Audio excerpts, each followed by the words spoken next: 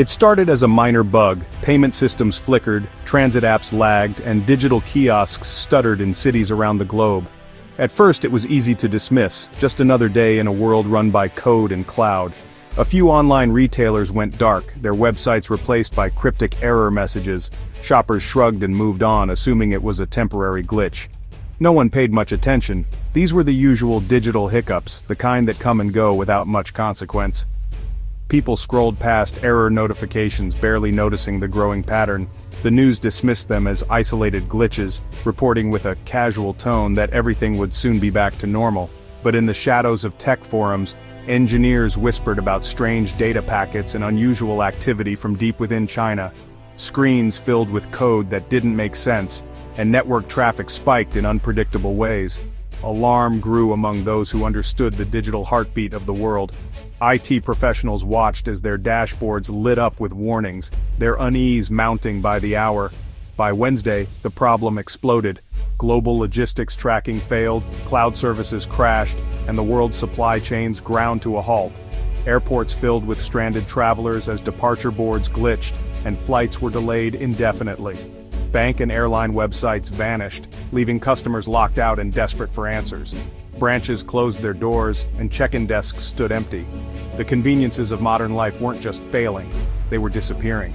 ATMs went dark, digital billboards flickered off, and city streets felt eerily quiet. The silence from tech giants like Apple, Google, and Amazon was deafening. Support lines jammed with callers waiting for hours only to hear automated apologies. Press offices issued only vague statements, offering little comfort or clarity. The world was left to speculate, rumors spreading faster than facts. This wasn't a typical outage, it felt deliberate. Cybersecurity teams worked around the clock, but the source remained elusive. The promise of constant connectivity was shattered on a global scale. Cities that once buzzed with digital life now felt disconnected and alone. Confusion turned to fear.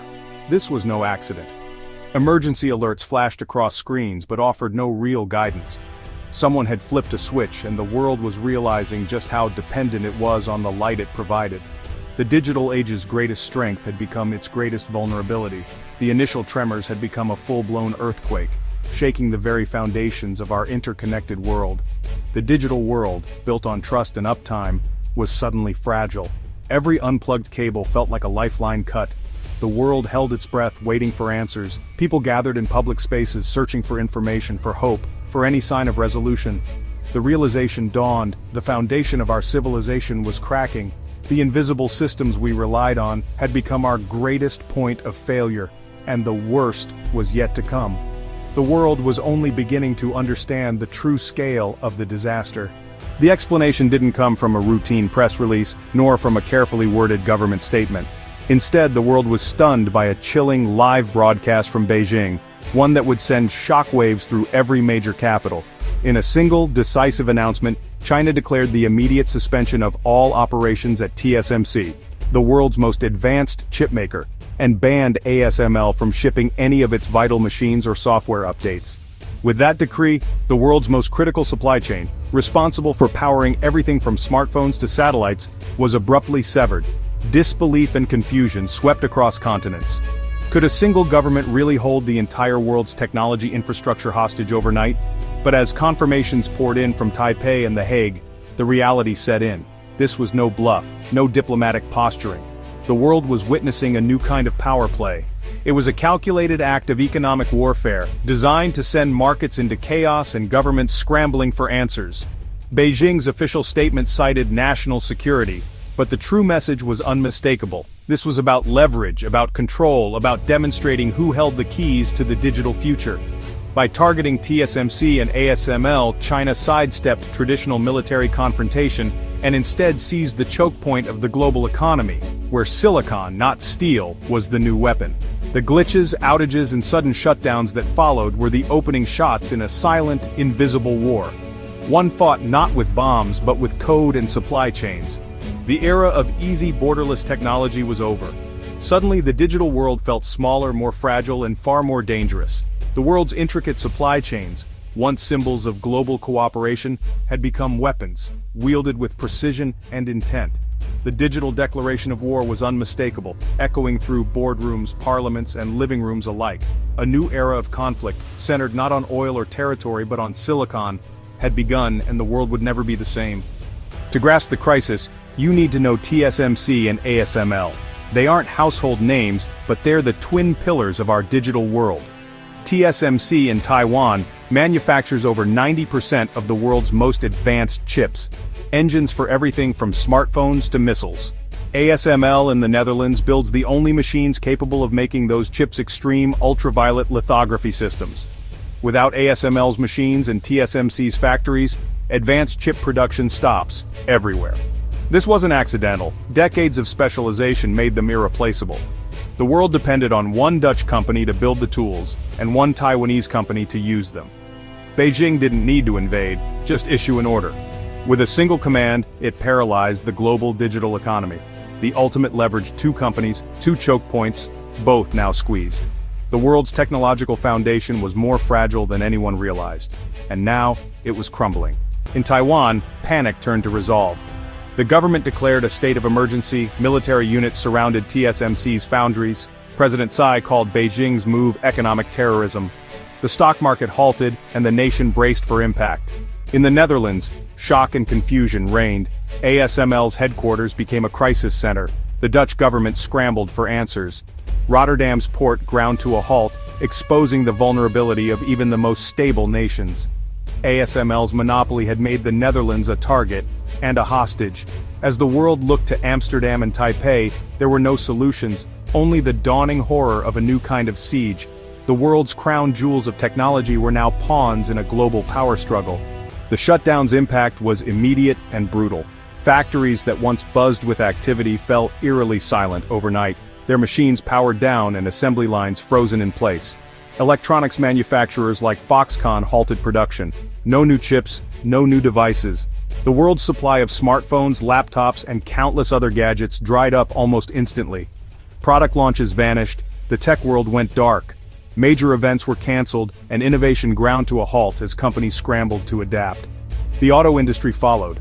Modern cars need hundreds of chips, and assembly lines from Detroit to Tokyo fell silent.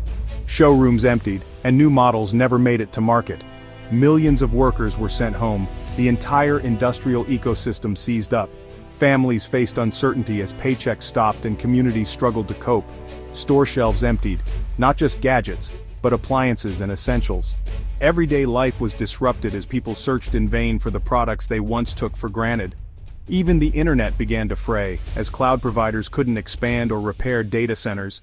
Online services slowed and digital infrastructure buckled under the strain. The crisis revealed a hard truth: everything runs on silicon. From the smallest sensor to the largest supercomputer, the world's heartbeat depended on these tiny chips. Medical equipment, farm machinery, and more, all paralyzed. Hospitals faced shortages, and farmers watched as their high-tech tools sat idle in the fields. Beijing had removed the world's most vital gear. The global flow of technology was choked off at the source, leaving nations scrambling for alternatives. The cascade was relentless, touching every aspect of life. From city centers to rural towns, the disruption was impossible to ignore. The world learned, in the 21st century, silicon is more critical than oil. The very foundation of modern society was built on these microscopic circuits. The global economy was a vast, intricate machine, now grinding to a halt. Markets tumbled, trade routes stalled, and uncertainty spread like wildfire. The future was on hold, and the present was unraveling. Projects were delayed, dreams deferred, and hope seemed to slip further away each day. The crisis was no longer abstract, it was everywhere. In homes, on the streets, and across the airwaves, the world felt the shock, and there was no end in sight. The silence of the factories echoed the uncertainty of the times, as the world waited for a solution that seemed out of reach. In Washington, President Trump erupted.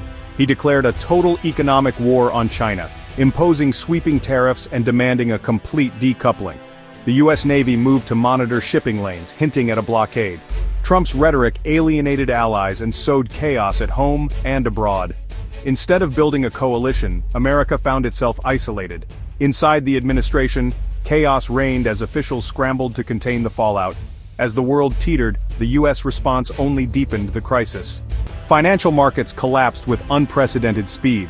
The Nasdaq plunged 40% in a day. Global markets followed. Tech giants' shares became worthless. Supply chains had vanished. Automakers and banks teetered on the edge of insolvency. Central banks were powerless. No amount of money could fix a physical chip shortage. Panic spread. Retirement savings evaporated. Bank runs began. The crisis exposed the fragility of a financial system built on digital foundations. The world entered a terrifying new economic paradigm. Gold and physical assets soared as people fled to tangible value. The lesson was brutal. Real value lies in the capacity to build and innovate. With TSMC and ASML gone, the global economy unraveled thread by thread. The great unraveling had begun. The Silicon Crisis was more than a disaster, it was an ultimatum. Our interconnected civilization was built on a dangerously fragile foundation. Two companies in two sensitive regions held the world's fate. The era of assuming technology would always be available was over.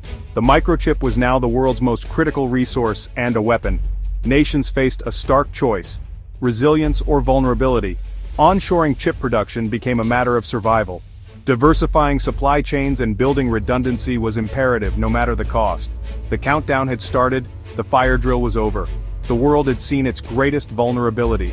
The Silicon ultimatum had been issued. The choice between resilience and ruin was now ours to make, ours to